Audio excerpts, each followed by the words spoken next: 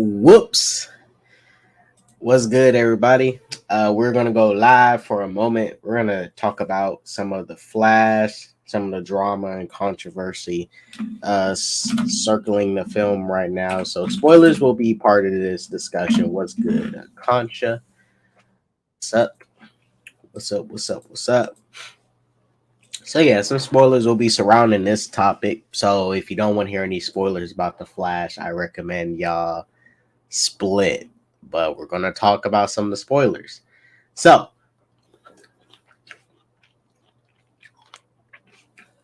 right now, a lot of people getting mad at this movie for multiple reasons. Oh, shit. You got Ezra Miller. For one, I still want Ezra Miller gone. Ezra Miller does not deserve to stay in the role of the Flash. After this film, Ezra's definitely not staying. But if there's a chance Ezra could come back, there shouldn't even be a door open for him. I hear Onzo the hater. Typical. What's up, Onzo? What's up, WZ? So, for one, I think Andy Muschietti and that other person coming out was some costume designer or whatever, somebody talking about. They after this film comes out, everybody will forget what Ezra Miller done, blah blah blah. Very stupid to say during the marketing and all that. And Andy Muschietti talking about Ezra Miller and stuff and talking about his mental, don't even talk about that shit. Don't even try to condone or defend it. Stop talking about that motherfucker. Stop talking about him. Because, for one, I like the movie. But I'm not going to deny that people are not letting this Ezra Miller shit go. And it is hurting the film. There's multiple. Well, he's one of the reasons hurting it, right? And I never liked the fact that Ezra Miller brought his drama to this first ever Flash movie in the history of existence. I mean, correct me if I'm wrong, but this is the first live action Flash movie, and Ezra Miller brought all of his drama to this film. Whether he was guilty of some stuff or not, he choked out a woman on camera. That's enough as is. That should be enough for all of us to go get this motherfucker out of here, right? That should be enough. But now everybody wants to keep giving him chances. Ezra, fuck that. Because okay, I'm gonna just go outside and choke women and say I got mental health issues, and I'm just keep telling people I got mental health issues. It's gonna be totally fine, guys. I'm gonna just go choke women, and I'm gonna say I have mental health issues so I can get a pass like Ezra Miller did. Because oh man, did this dude get protected? He got protected. But after this film, I don't want to see James Gunn, Peter Safran, them trying to segue him back in. Look, let him go chill. What Ezra Miller needs to do, he needs to do the Robert Downey Jr. route. He needs to go take a break, go do some indie stuff, go, chill out, do some other things, and then come back and get in our good graces once again. What's good, Arkham? Because right now, he's way too... Ezra is not... He ain't coming back out of the Flash. I know, since the, I like the movie, but, I like the movie too. But I'm not gonna sit here and act like he didn't hurt the he's not hurting.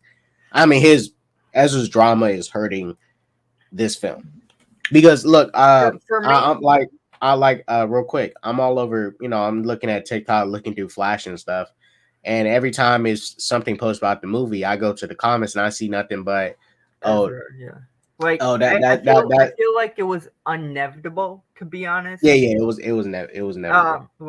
At the same time, before watching the movie and hearing the writing, the second script, and they wanted to do Michael Keaton. At the same time, as much as I like the movie, I'm kind of I could understand why they're rebooting anyways. That would have I been cool. could understand why some people are somewhat glad it didn't do well because I people don't want like it's good because they if we have to be honest, we really didn't get a proper Flash trilogy if you think about it. You know what I What do you mean? mean? What do you Like mean proper? like more before Flashpoint, more people wanted the focus to be on the rogues and everything like that. Oh I yeah. I mean, starting with this DC, this is what. So when we get into the DCU, this is what I'm hoping they do. Like this Flash movie, right? Because there's multiple Barry Allens in the multiverse. It's not just one that looks the same. There's yeah multiple different Barry Allens and Jake Garricks and stuff. You can just use Flash as your way of setting up how the multiverse works, like that Chrono Bowl stuff. yeah Uh, you can totally keep that stuff and have that elements to build up and explain the multiverse. But in the yeah. DCU, you start with a Flash one, meaning we see either entirely new Barry Allen or a It's probably gonna be totally or different. Barry Allen. or or it might be Wally. Like I said, it should be a totally new actor, but it has to be a new Barry Allen. It can't not be the Barry Allen that we saw at the end of Flash, which is Ezra Miller's. I guarantee it's not gonna be Ezra. Yeah. Ezra because of the technically failure of um technically failure of the Flash.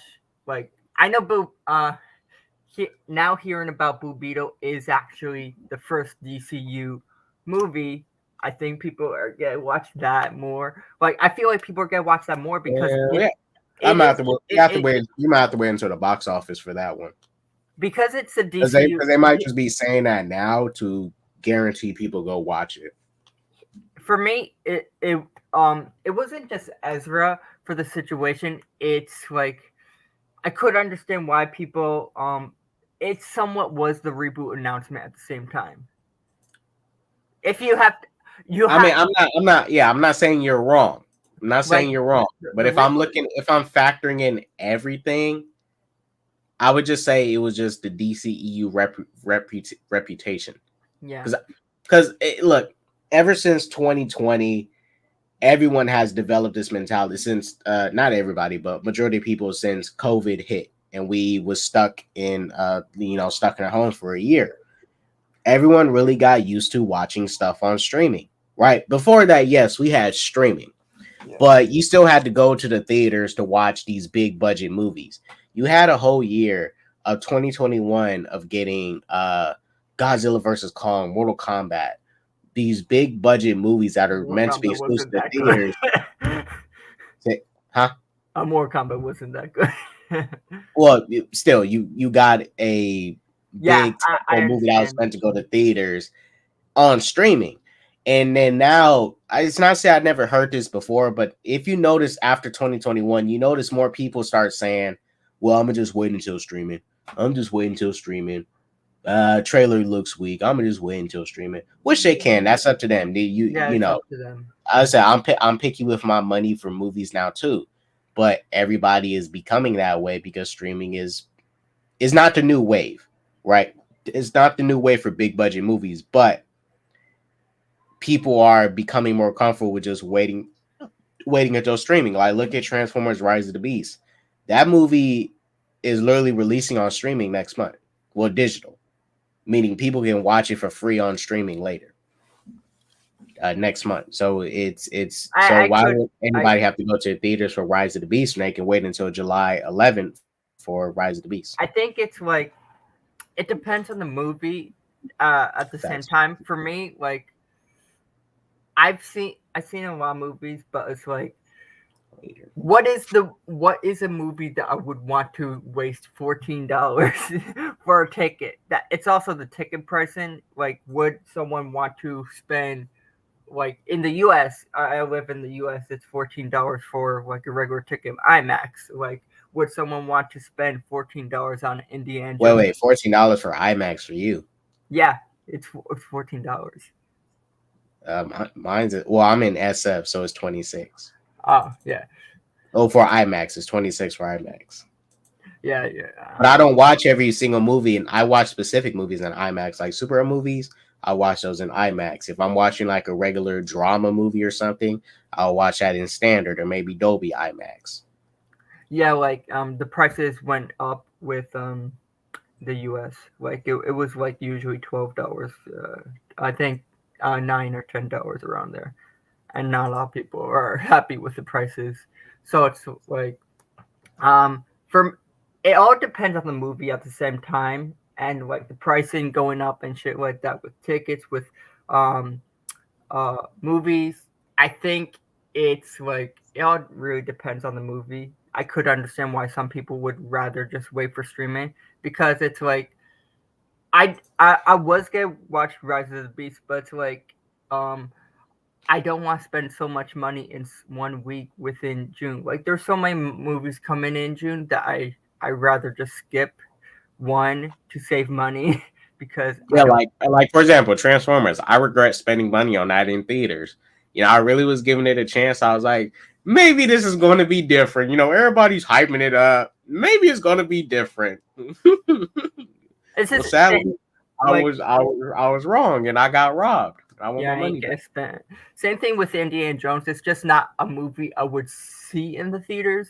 Like it's not like I don't like Indiana Jones, but it's like Right, the but you trailers. can you can easily wait for that. You don't need to rush to see Yeah, it. like for me, the big standouts for me is like you had Shazam, you had the Flash, you have Blue Beetle, and you have Aquaman.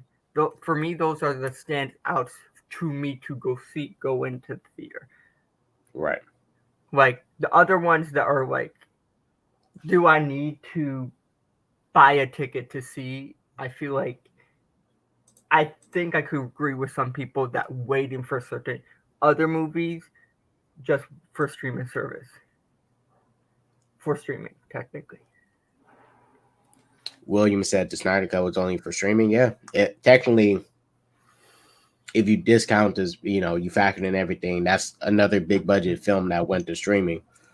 Yeah. Right. But that was specifically for streaming, but still, it was meant for theaters originally, went to streaming so they can show the full 4 hours that Zach wanted to show.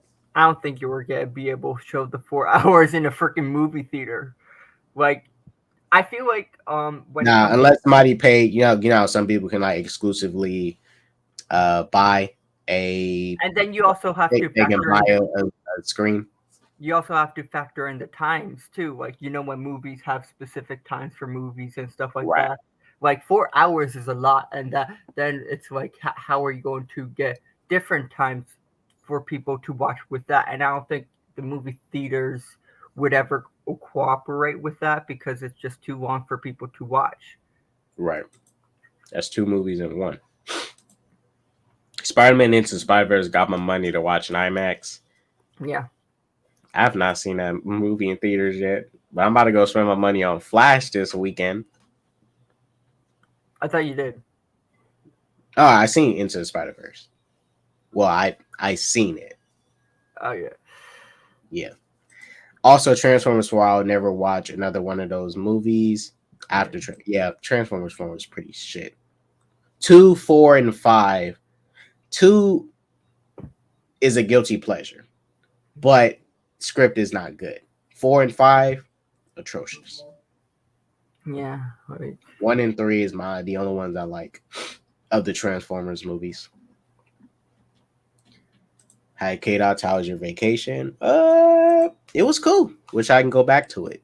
But I'm back to the reality of dealing with this comic book nonsense and stuff with the Flash. Luckily, I am glad I got to see the Flash before my vacation.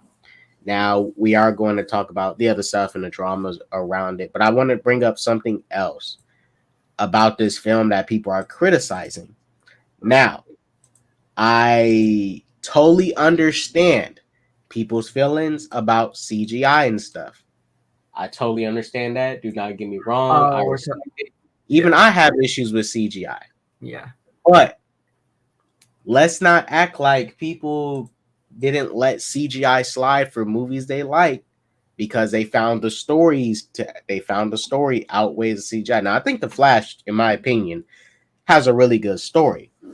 I think the third act is done very different from a lot of superhero movies' typical third acts. You know, that everybody teams up, they punch the villain to death, and they beat him. Then they say some, you know, like we're family, blah blah blah, and then they win, all that bullshit.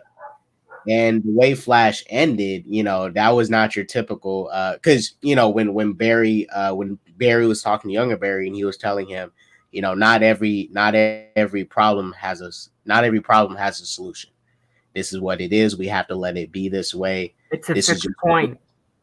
it is his well, it was a it was the inevitable intersection. Yeah, like Yeah, people call it was at the and his mom dying was the well in Young Barry's universe, Zod terraforming Earth was the inevitable intersection. Supergirl had to die, they had to get the codex, blah blah blah. And Barry's mom dying was the inevitable intersection. yeah, That's why, and I seen somebody criticize this, which I don't, and this is where you get into the time thing. Remember at the end when Barry moved the tomatoes to the top of the counter, yeah, the rack, so his dad can look up and look at the camera. And then I saw somebody on Twitter uh try to say like, you know, that totally contradicts Barry learning the lesson of you know, of accepting the fact that he has to let his mom die and he's not supposed to mess with time. You know, that change he made with his dad, while yes, it put George Clooney Batman. We'll talk about that, but that was a very small change that does not change the inevitable intersection, which is his mom dying. yeah, Because the camera footage was still going to be scrubbed. Bruce would still be able to develop the technology to recover that footage and fix it, and blah blah blah. yeah, But I like that little tweak there because while it does not prevent Barry's mom from dying, it does save his dad from being in prison any longer. His dad still goes to jail. Barry's mom still dies. Reverse Flash does kill her, and man, this was a good one. This was a good one. The people sleeping on this story. This is a good story. But real quick, let me bring this up. Want to bring up something for you guys real quick. So yeah, a lot of people is bothered by the CGI whatnot in this movie, and I'm not gonna lie. I'm gonna be honest with you guys. I believe whether it was in look, I think those Speed Force scenes when he's in the Chrono Bowl was very much intentional, right? yeah. Like it's The supposed to the be. I think the director explained it where it's like how how things are distorted in the Speed Force, like things are differently, and I think he trying to make it intentional. And I do agree. now now I will say this: if that was intentional, okay, I can see that. I don't like that the thing with the CGI baby faces. Those that should have been like the Speed Force scenes. Okay, I can understand Yeah, the CGI baby faces. Those should have been like fully completed. They should have looked real. But even then, just to create less controversy for themselves, they should have definitely fully touched up on that CGI, like I fully finished it and not leave it as distorted. Because while I can understand what you was trying to do and do your own little creative thing, yeah, the audience is not going to accept that. Because look, remember Black Panther 2018. yeah, Now a lot of people like this movie. I like this movie too. I admit the third act looks very ugly because the CGI is trash. But did I let that ruin my love for the movie? No, because I loved the story and I thought it was really good. Am I going to let three scenes from a Flash movie ruin my ruin my experience of the Flash? No, that's ridiculous. Now, if it was like 8, 10, 11, 12, 13, 15, something, if it was more than 20 scenes with bad CGI, I feel you guys, but it was just three scenes yeah. with some I, funky looking CGI, and it I, was really just those I fake models, and that's it. I do feel like if people are getting criticized for CGI, you have to do be 100% on both sides. Like Right. if If you're criticizing DC with that, that's fine. But you can't just stand there and say, "Oh, Marvel has the perfect CGI." You can't defend Marvel CGI either. Like they have bad CGI. Well, it's because they both have their fair share of bad CGI. It's just that people are letting 3 scenes of bad CGI ruin the experience of a whole movie. Like, okay, if the Flash had a bad story and then the bad CGI too, okay, I can see that. But the story was really good with the movie. Yeah. Like, for one, I got to give Ezra Miller props for this. His acting as Dark Flash, Young Barry, and older Barry, solid. I just wish we had more Dark Flash because I thought him playing Dark Flash, which was Ezra Miller, that was really good. Like you wouldn't even think that was him. I'm hoping it was him, but you wouldn't even think that was Ezra Miller playing that Dark Flash. Yeah, That it was looks so really good. different. He looks so He, different. he looked different. He looked different. He transformed himself. He truly took on the role. Like he literally had spit drool coming out of his mouth and stuff. And I love the way Barry's powers was used in this movie. As far as seeing the tornadoes, um, and the science behind his abilities. Like for example, when young Barry's running out there with his clothes on, he's doing the whole Speedy Gonzalez thing. His clothes start to burn up, and he calls all that mayhem. And Barry tells me, you need to wear a specific type of suit so you don't burn up your clothes and hurt people or even Not kill gonna lie, yourself. that scene was pretty funny. There's a lot of jokes in the movie that made me laugh. I think what made me laugh the most was Ezra pretending to not pretending, but him doing his run and it's not working. He was like, "Shit, I'm slow." That was funny. That got me because I don't like his run. So I was like, "Yes, thank you." The director acknowledges how stupid the run looks, but in some parts of the movie, it still looked cool. Yeah, it is. The suit in the movie, look. At this point, I'm not saying I think some people got bad eyesight. That suit looks pretty dope. Suit looks pretty dope. It looks very good. Like, people cannot like the suit. That's fine. But that's their own opinion. But I like the suit. But to say, because I don't know to say like the his Just League suit looks better. That's kind of crazy. Because this suit looks more like a Flash suit, anyways, as far as the colors. It's literally a adaptation of the new 52 suit. Yeah. Or his Flashpoint suit with all the lines and stuff when he starts running and powers up. It's like it's technically a mixture of New 52 and Rebirth because they're both the same with the lines. Yeah, doesn't the Rebirth one got that belt? Yeah, like he has in the Yeah, I thought the Flash suit was pretty cool. Michael Keaton Batman. I thought he served his purpose well in the movie. I like that Barry Allen was the one that inspired him to come back out and go out and be a hero, but he was more moved by the fact that Barry actually did something to help his mother.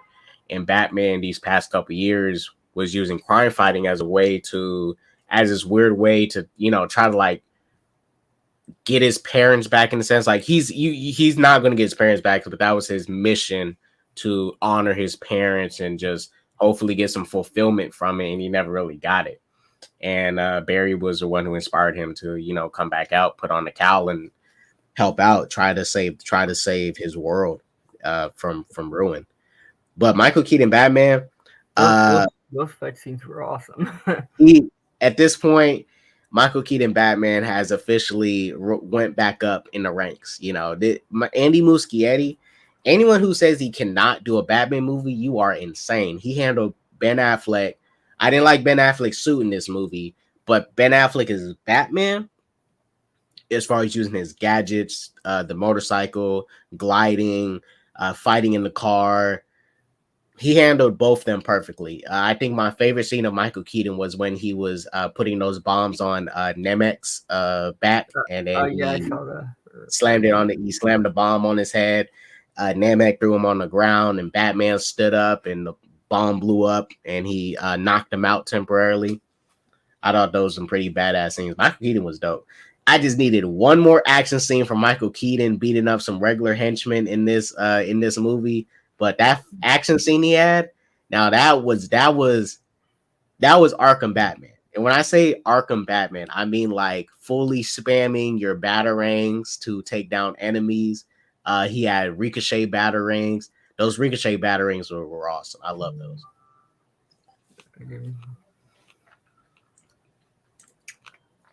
Yeah, I agree with the fighting stuff and with that.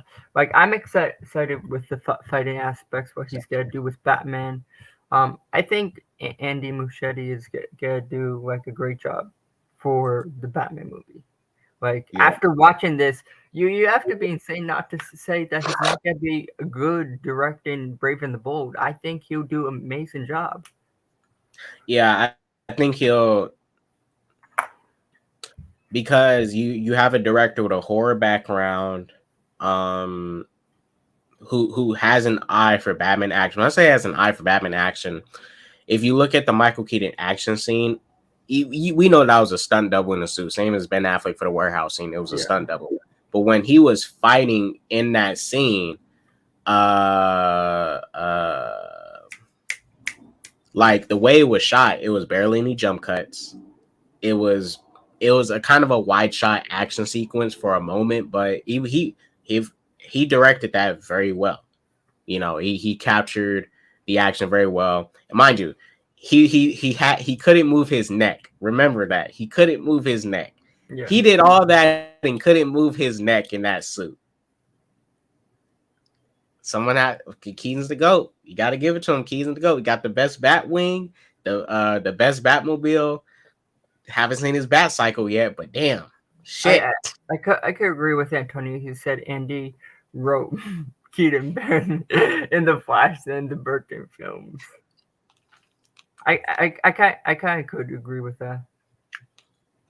Well, man, this is the most badass Keaton has been. But mind you, we're in the modern day, so you can like do Keaton in this. We have more creative people that can, and better technology to do that type of stuff. Back in the day, you couldn't really do that. But this is probably my favorite appearance of Keaton as Batman is the Flash, because he was dope in this movie. Yeah. And I hate that I have to bring this up, guys, but I have to. He was more useful to the plot than Toby and Andrew for No Way Home. But I'm not going to get into the deep end. I'm going to say this. He was there from the second to the third act. Andrew and Toby just showed up randomly in the third act, all out of nowhere. You know, I'll just give that to Keaton. But both did good in their respective films. They did. Yeah. Both did great in their respective films. But Keaton came in and kicked more ass. That's all I'm going to say. Keaton did more boss shit. And he was like more important to the plot. Like he had especially in the third act when you gotta factor in the inevitable intersections with them. Yeah, I agree with that. Bro says, speaking of Michael Keaton Batman, he lasts longer than against Kryptonians than Supergirl did. LOL.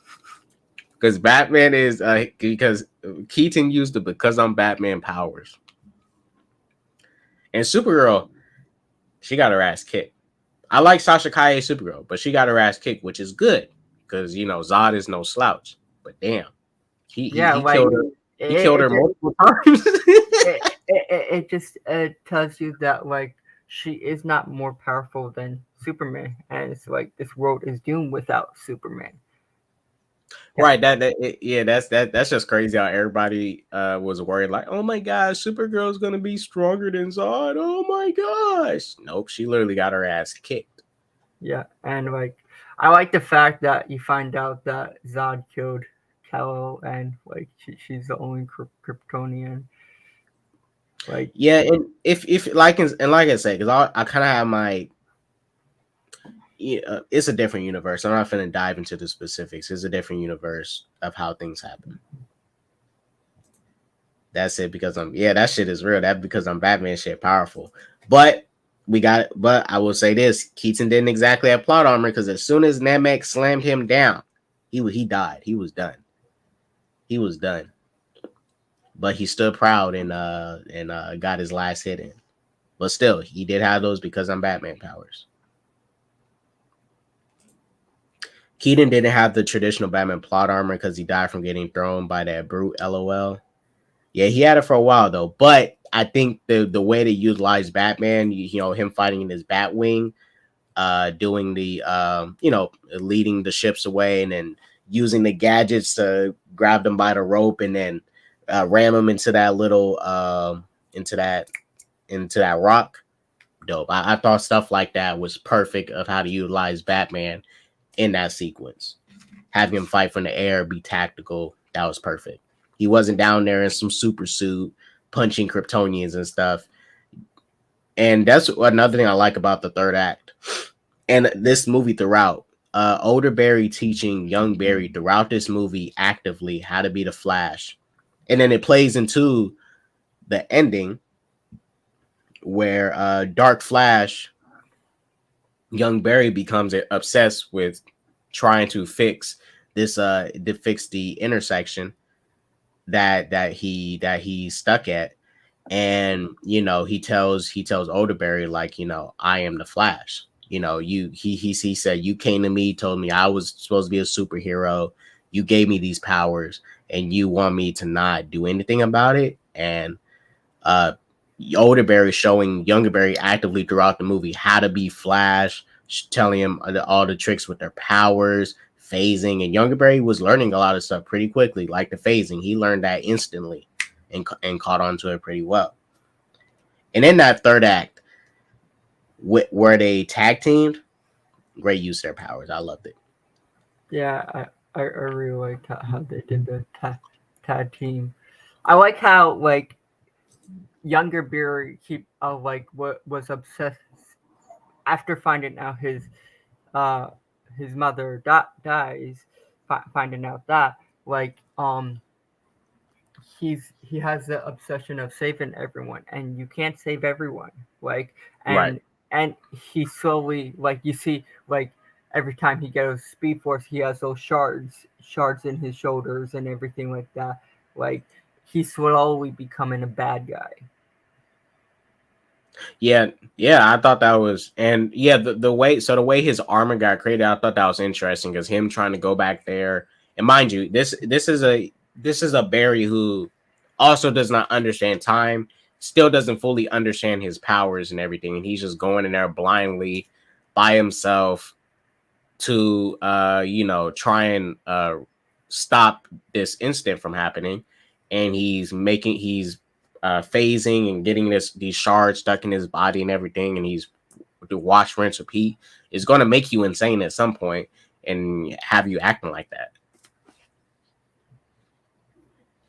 But so Arkham, I'm not sure if you caught this.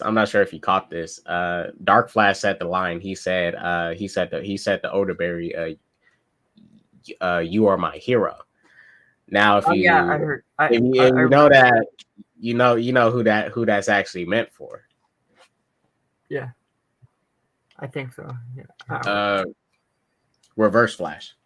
Oh yeah, I remember. Yeah, Because he looks at Barry as a hero. as a hero, right? So there's a part of me that would have been totally fine with Reverse Flash being the villain, but Andy Muschietti did reveal that Reverse Flash did kill his mom. So if this was getting a direct sequel, Reverse Flash would have been the villain of the second movie for sure, or maybe even the third film. But second film for sure, he would have been the villain. He'll probably be the villain of probably the reboot anyway. I wouldn't be surprised. But I think in a reboot, they're going to do a totally different, like, Reverse Flash. They might even do this story over again. Who knows? Well, yeah, like, I'm just saying the Reverse Flash in general, he'll probably be in the reboot. Yeah, he's going to be back. Either the first or second movie. Like, I believe the first movie is going to be focused on the Rogues, like, and maybe the second will be focused on the Reverse Flash. But yeah, like, I think that was a cool nod of a reference of the line to Reverse Flash. Butterfly effect vibes. Yeah, and that's I'm glad he brought it up. This is what I needed from stuff like just time travel movies in general, like movies with just stakes and you know, life altering effects at the end of it.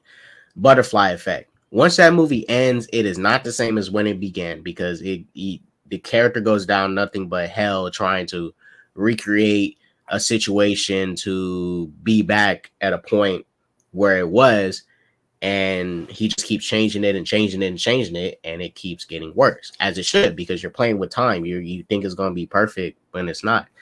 Back to the Future. While Back to the Future did not have a dark ending, uh Marty playing with time caused for his parents to have a more his parents still got together, but they ended up living more well off. It wasn't poor like it was before. You know, it didn't get a bad ending, but he still changed time to where things are going to have to change. And in this movie, while Barry didn't get a truly bad ending, you look at what he did overall, you know, almost having those universes collide and everything. And I loved how they showed that too. The universes colliding and everything. I love seeing that. I really like the cameos as well. They were pretty cool. Yeah, the cameo. Let me talk about the cameos because the cameos didn't. I still think they should have definitely, you know, just for the sake of the audience, not left some of the CGI like that. But that's not the point. I just find it weird that people on like Twitter and Instagram and TikTok in general are like randomly like George Reeves Superman fans all of a sudden. When, you know, and I'm not going to act like I am too. I never seen any of. I know who George Reeves is and what he did as Superman, but I have never seen his show or whatever. So I'm not going to sit here and cap and act like I'm a George Reeves Superman fan. I see so many people on Twitter talking about, oh my gosh, this is so disrespectful to George Reeves Superman. The reason he committed suicide was because of Superman. Like, What? Like, no, look. When people talk about live action Superman, they always leave out George Reeves Superman. Always. Never once on any of these apps have I seen people, up until now, since the Flash movie, talk about George Reeves Superman, show him any love, or talk about him or whatever. They always skip the Christopher Reeve Superman and then talk about everybody else. Never once. The only times people from that era get talked about is either Adam West Batman, and that's it. No one talks about George Reeves Superman. It's not. Yeah, people talk about Christopher Reeves. They talk about Henry Cavill, Brandon Routh, Brandon Routh, and probably others as well. Like they don't talk about the old. Like they start with like either Christopher Reeves or Adam West, but they don't go like past that. Like, yeah, I just find it weird that everybody acting, you know, and mind you, this whole discussion of like using CGI on dead actors and stuff, and it's like when it comes to this isn't the first time people have went and paid for movies where they use CGI on dead actors. For example, in the recent Ghostbusters movie, they use CGI to revive a dead actor. Fast 7. There was news. Like, remember the Jay Garrick cameo and stuff like that? Yeah, wasn't that the guy from who played Zoom in Flash 2? Apparently, he didn't film the scene. Apparently, it was just CGI or something like that. He says that was news to him. Oh, I don't know. I mean, honestly, personally, I think they should have included a Grant Gustin cameo, a John Wesley Shipp, Jay Garrick cameo. Like it kind of should have been more geared toward Flash cameos. I appreciate the Batman and Superman cameos; those are fine. But you know, you could have had Linda Carter, Wonder Woman. It wouldn't hurt. The movie's not about cameos, but I think the cameo should have been more oriented to Flash related stuff. Yeah, I agree. Not so much Superman and Batman. I love me some Superman and Batman, don't get me wrong. But it was cool seeing Nicolas Cage's Superman too. Oh, that was cool. Like, I'm not gonna lie, that it was pretty cool. He did look good in that suit. I won't take that from him. He looked good in the suit. He was awesome. I don't want to see his movies, but he looked good in the suit. It was just a little tease. It was just a little taste.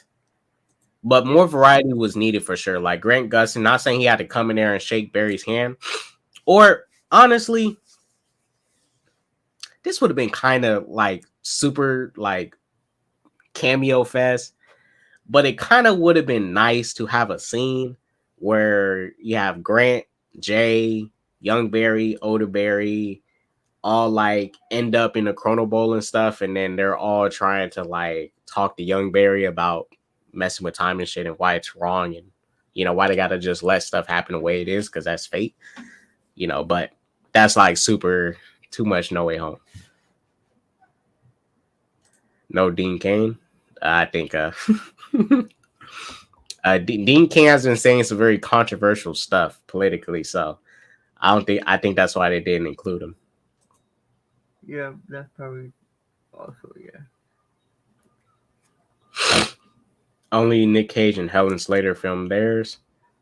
Yeah, like I said, guys, I like the cameos, but I still think they should have just did a variety. Fully like made that CGI look fully realistic. That's all I'm saying. Like, yeah, I understand what you're trying to do with those specific scenes, but you should have just done it because the way the audience is now, they're not going to just let that slide. Like if the Flash came out in 2018 around when Black Panther came out, okay, people might let the CGI slide, maybe, but now we're at a point where like, and this is where I have to agree with Nerman on.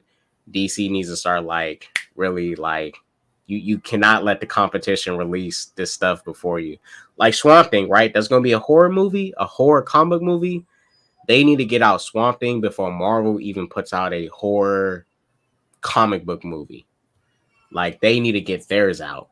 So they're the first ones to drop the first horror comic book movie to exist. Like, I understand where you're coming from, but I wouldn't want to also rush product as well. So, I'm not saying rush, but you know when because Marvel and DC know they know each other's release dates and stuff. Like remember 2019? No. What year did Captain Marvel come out? 2018. What year did Captain Marvel drop? I don't know. Captain Marvel release. That movie's so forgettable, to be honest. All right. Captain Marvel came out 2019. What year did Shazam come out? I don't know, 2018 or 2019. 2019. Isn't that a coincidence that Captain Marvel and Captain Marvel were both released in the same year? Oh, yeah. And remember, they did same with BVS and Civil War. A big coincidence that two movies about superheroes fighting over two superheroes brawling come out the same year. It's very you have to give it to DC where they did Aquaman first. Right, remember, but nobody wanted to give them credit for that because now Avatar came out. They're like, oh no, James Cameron done the water effects better, blah blah blah. It's like, all right, Aquaman did it first. They won't want to give it credit. But DC and Marvel, DC just has to be very strategic with when they release their stuff because they know each other's release dates ahead of time. Even the theaters, they know when these movies are going to come out. Yeah, and they already start putting out the posters and everything. Those posters were pretty cool.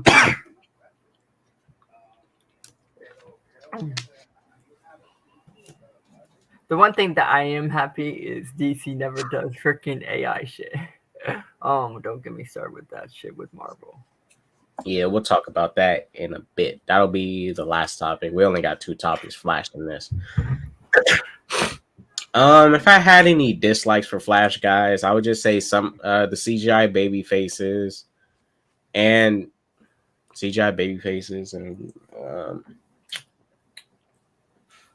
I'm gonna watch the movie a third time this Friday, but I really don't dislike this movie as much as I people would hope I would or want to.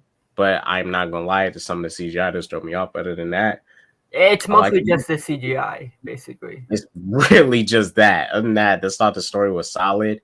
And as a person who does not like Ezra Miller as Barry Allen since day one, well, since Justice League, um, this is the best he been. This Yeah. is the best Barry Allen of this specific iteration has been in this universe. He was handled very well. I think Andy Muschietti handled the balance between Barry being serious and having a humor to him very well. And Barry in this movie was a leader. He was leading. He was teaching young Barry the ways of being Flash. Uh, he was, he set up this little team to go out there and try their best to fight Zod. I thought he was really acting like Flash. He kind of reminded me of, back in the old JLA comics where Barry used to run the Justice League at times when Superman Yeah. and Batman were around. He felt like a leader to me in this movie, and I really like that. DC is best when they aren't concerned about what Marvel's doing. Wonder Woman felt like it came out of nowhere. True, like you look at stuff like Joker and the Batman, like that stuff's like pure art. They're not trying to compete; they just want to make art. DC needs to do that. DC needs to do that. Just focus on making art. Yes, you want to fight the competition. You want to compete with the competition, but just focus on making art. Yeah, don't rush it. Like that's Because Marvel is trying to focus on focus on keeping their money up. Right? Yes, they still want to be creative, but they got to a point where they don't have to be as creative anymore. They're literally doing this. Is what Marvel is doing. They literally got so lazy. oh, That, you're gonna show that. yeah, I might as well show it now. Oh, They literally got so lazy. They went on. They just went and did AI art. I hate this so much. I really do. They're doing AI art for their intro of their TV shows. Like what the fuck is that? That doesn't even look like Samuel. It doesn't look like Nick Fury. That shit is horrible. It's so horrible. Like for now, I'm just gonna skip the intro. Like I want to see that other intro. Like Disney has like billions of dollars, and so like they couldn't freaking get someone to actually do a freaking intro. You're Are you right. serious? That is the stupid. Like this. Like the art director made the stupidest excuse ever. Oh, we use AI art, to make it look like Nick uh make it look like it's gonna be focused on scrolls and stuff like that. I feel like that is the most BS excuse I've ever heard. Like, Oh, did you? So, well, let me get into it real quick since we're talking about it. So, Marvel strikes again with another one of their. So, the director of the show comes out to say that. oh yeah, that's what Uh, we're talking about. The director. yeah, so the director didn't like read any Secret Invasion stories. Now, I'm not going to pretend and act like I read Secret Invasion, but I at least know the concept. Yeah, Uh, yeah, scrolls take over. They infiltrate, pretend to be the world's popular superheroes. They infiltrate the governments and stuff. Blah blah blah. They basically infiltrate Earth, yeah. right? And mind you, that's just the concept. That's just the concept. And then, um, this was definitely told to him by Nate Moore because Nate Moore talked about this. How they don't want to hire anybody who's like a fan of these stories or and stuff to write them. Ali Slim says he was told not to read the Secret Invasion comics before working on the show. It had nothing to do with what we're trying to do here. Which is, obviously, yes, the MCU is not Marvel 616, but you you don't make a Batman movie and you haven't read a Batman story or like watch a TV show. You can't do a Superman movie and you didn't like read shit about Superman. I'm not saying you can't make a Superman movie, but how you gonna make a Superman movie and you don't know like the you know you gotta do research. It's like, okay, you go to a job and you want to work in IT. No. You go to a job and you're working at Apple and you don't know nothing about iPhones. And someone walks up to you and say, "Hey, what does charger work? What does Thunderbolt charger work in my iPhone?" And you say, I think so." It's like, why? I get it. You're here for a paycheck, but why are you working? You don't care. You're not invested. You're not even doing research on the stuff you're working on. How are you really that valuable of an asset? Like, you're not even researching what you're working on. But yeah, I just think that's like stupid, to be honest. Yeah, do research on the stuff you do. I'm not saying you have to like read, all Marvel comics. Just at least you can at least read some Secret Invasion comics. Yeah, or just watch a full video of what his secret vision is. Right, go to Variant Comics and he'll break the whole thing down to you. Yeah, I like it's only short. Comic Story, and the Comic Story will break it down too. I bet that's how most people know about Secret Invasion, through Comic Story and or one of these comic YouTubers. Yeah.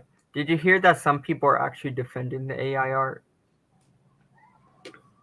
Yeah, I seen some people saying, no, it's for the concept of the show. It's very creative.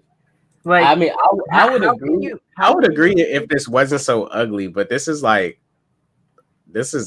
This doesn't even look good. I feel like this is also disrespect to artists in general, and to like AI art is disrespectful to artists, like that put their heart and soul into art in general. As like, I understand why a lot of people are mad. I'm even like, I don't want to see this shit. Like, right, because it's just compiled art of like AI is just literally taking other artworks and it puts it all together in one. Like, if you use the Lensa app, you can take like 5 pictures, right? And it combines them into one. That's it. That's all it does. It literally just takes other stuff and it compiles it into one. That's all. It doesn't really do anything original. Yeah, it makes this new original thing, but it's not drawing something from scratch. It's taking from somewhere else and making remixing it. It's not really original. It's a kind of a new thing, but it's not original. I hope that this makes Marvel learn a lesson that don't be lazy and do AI art, and actually get a artist that has heart and soul to do the intros. Right. Like, but see, since this is Disney doing this. If Disney's like already like going ahead and jumped into this AI art, just imagine what else you're going to be doing at this point. Because they, the floodgate. If Disney opened up the floodgates, everybody's going to do it. Like, what I gathered is from AI art.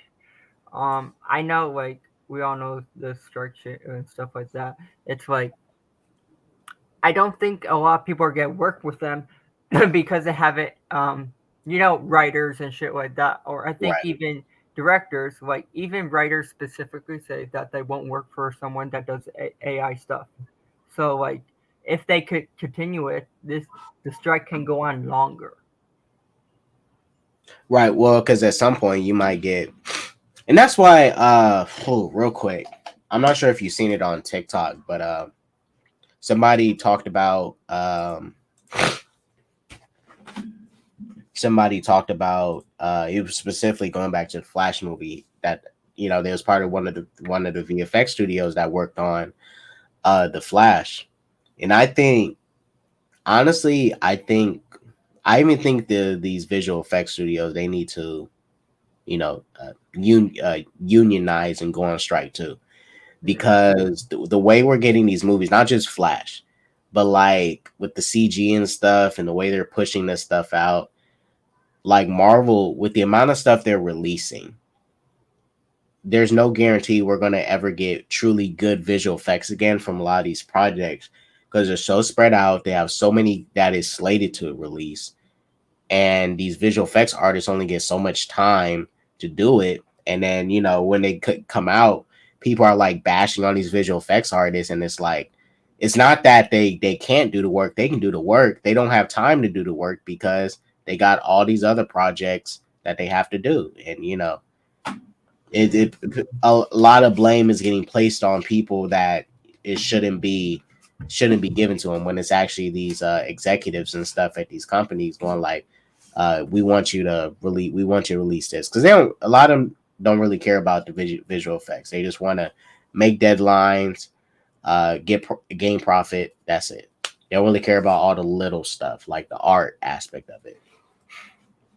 Yeah, like Marvel is not doing very good, very well. Like we'll see what happens, but like I will say this: if they keep doing AI art, it's really gonna push the strike even more. That like it's not a good idea. Like Hmm. you already have the strike going on.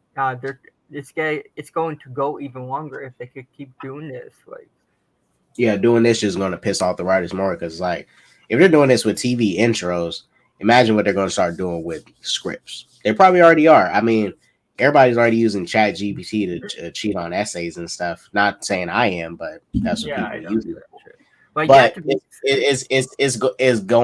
is once you open up the rabbit hole, people gonna start going down it. Oh yeah. That's why I can't understand how Samuel Jackson looks so weird when there's so many pictures of art of him over the years. It should have just looked like him. Yeah, I agree. Like, Yeah. yeah, like this right here. I don't see what they were trying to go for in this image here. Like, if they're Where's his trying to go, mouth? Where's his mouth? yeah, like if they're trying to go for he's morphing or something, I guess, but he Uh, just looks horrible. He looks bad. Can't even see his face. He looks like an alien. yeah, you can't even see his mouth. It's like where's his mouth? Marvel needs to start working with other people, like with how they work well with Sony, and create some of their best work. Yeah. Yeah, that's why I hope at some point we do get back to a point where like other studios can get an opportunity to take certain characters and you know do some things with them, because I don't know, I'm kind of getting tired of just Marvel characters specifically being stuck in the Marvel Studios. Because Warner Brothers, they did Blade. That was not a Marvel. That it was a Marvel product, but that was done by Warner Brothers. That Yeah. wasn't done by Marvel or any Marvel Studios. That was done by them, and they created two great Blade movies. Three sucked, but those first two Blade movies, amazing. Yeah. I saw that the dictator of Secret Invasion said that they told him not to read the Secret Invasion comics yet. Yeah, they have, like, Nate Moore. I think he meant director. Yeah, director. This is the guy who talked about uh them needing to do that. He's the person who decided to kill off T'Challa. If anyone was curious, Nate Moore. So a while back, he did a video talking about how they hired people that are not fans of these stories and stuff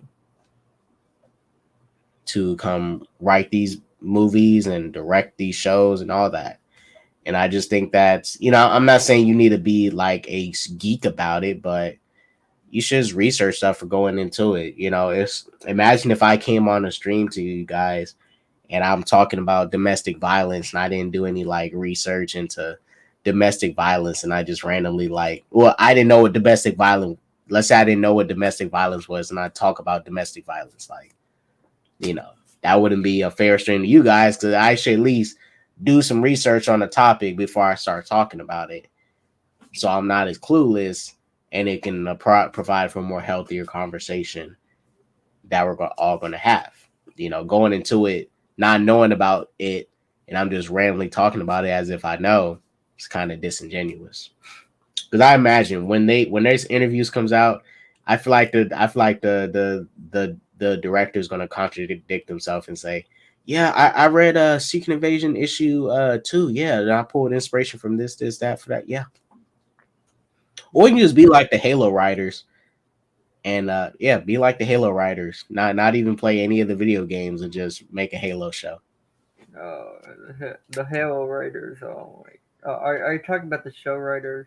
Yes, that was, oh my gosh. Was it the showrunners or the writers? Um, I It think it was was. one of them. It was one of them. But either way, it was bad because they said none of them played the video games or anything, and I'm like, Yeah, and then how? he took his helmet off so many times. Uh, And that's why we call him Master Cheeks. yeah, yeah, that show was god awful, Um, and don't really have. Oh, go ahead. we all know it's getting season 2. That shit's getting season 2. So that's not really a topic, but we'll, last thing we'll end it on. So the DCEU is going to be releasing a box set. Oh, Will that's I be buying this? Maybe, I don't know. But so it's all in 4K or something like that. yeah, 4K HD Blu-ray. Now, if you look here, there is some stuff missing. So Suicide Squad 2016 is missing. Yeah. The Suicide Squad is missing, and Birds of Prey is missing. And these are all the films included on the box set. So I wonder, Shazam Fury of the Gods is on here, and so is Shazam 1. Just League the 2017 cut is on here. So I'm wondering, is that Birds of Prey movie and Peacemaker, Suicide Squad stuff safe in Gunn's DCU? If that, hopefully Gunn is just keeping Harley Quinn. I hope he does not keep that Birds of Prey. I That think that they just forgot it, to be on. Like, here's the thing: when it comes to like art on a box, I think they're in there. It's just they didn't fit in everything. Right, they could be in there. I'm not saying they aren't, but usually, they'll have the graphics on the. Cause look, they got everything here. Yeah. They even do Black Adam on here, But and wouldn't one. I would assume Aquaman 2 would eventually be on there too, because that would be part of it as well. Well, see, that's why I'm how I'm looking at it. I'm assuming like most of this is like it of the DCEU, and then everything else that's off of here is what's transitioning over. But like I said, things can be subject to change. For now they're saying Blue Beetle is part of the DCU, but if it doesn't perform well at the box office, maybe that might not be the case because technically James Gunn still has not produced his projects yet. Right? The Blue Beetle movie was made during Walter Hamada, Yeah. and so was Aquaman 2. So technically, they didn't work on those movies. So if those movies do fail and they want to boot them out, they can. And Superman Legacy can still be the official start. But if Blue Beetle does somehow do good, I don't know if it will. I hope it does. This is a Latin superhero project, and I really wanted to do good because this is, I want this to be good for them.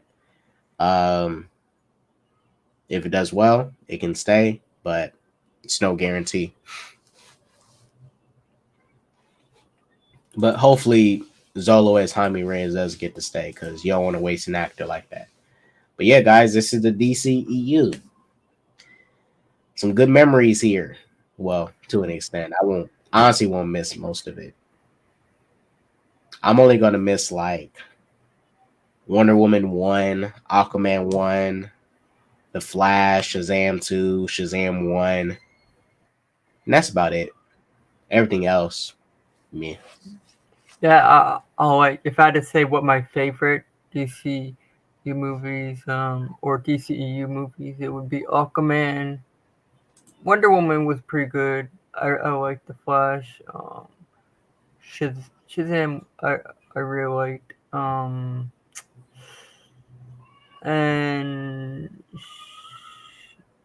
Yeah, Shazam 2 and probably Man Steel was pretty good. I liked it, but the others. I'm tired of this new take on Harley Quinn. They're trying to rehabilitate her. Imagine this take away from the reason people liked her in the first place. What? Yeah, hopefully for the DC, we go back to the Joker and Harley stuff. Like, where you gotta, they Gunn needs to totally like rebuild that the Joker and Harley stuff. Give us actual Joker and Harley, and then you can, if you want to build out to making Harley Quinn an anti-hero and stuff, and slowly get her into the Bat family if you want to. Fine by me, but Joker and Harley started up from the top.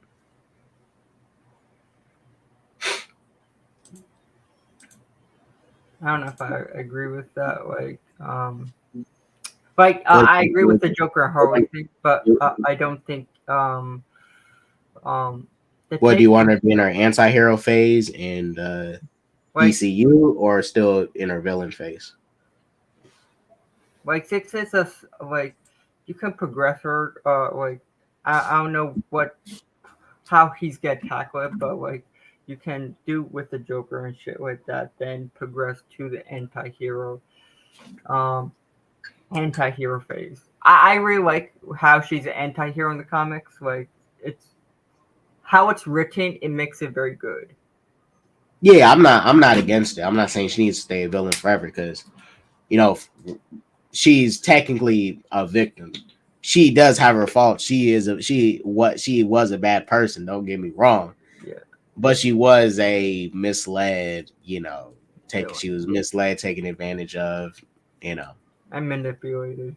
yeah, we seen it in the animated series. He used to, damn Joker was kicking her ass. Shit. Question for you: how hype What up, are Geekly Goods? you? Oh, okay, yeah, I can see it.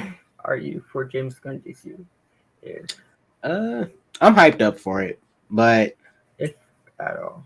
Uh, I I, it, I'm it, I'm it's I think for me, I'm still excited, ready for Superman Legacy.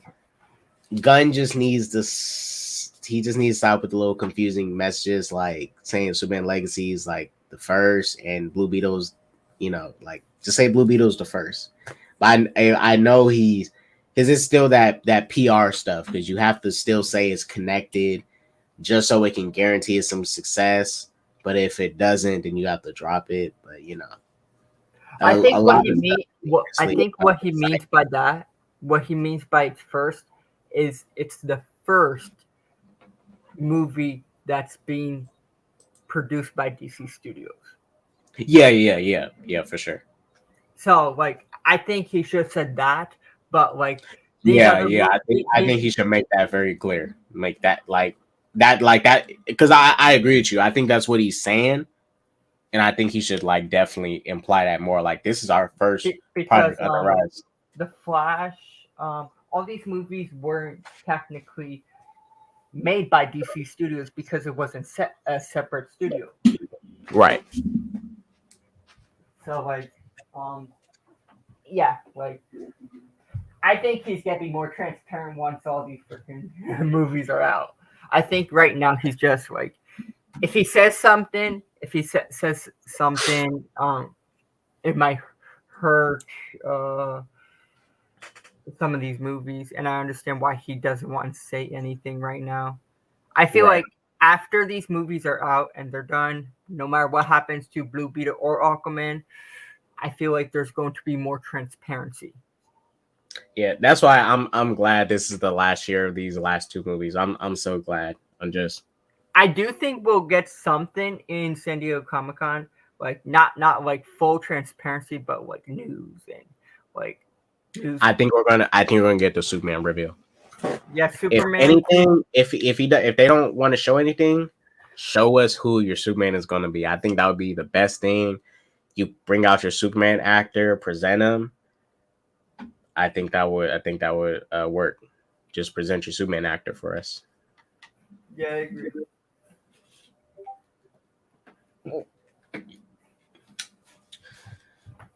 All right, guys.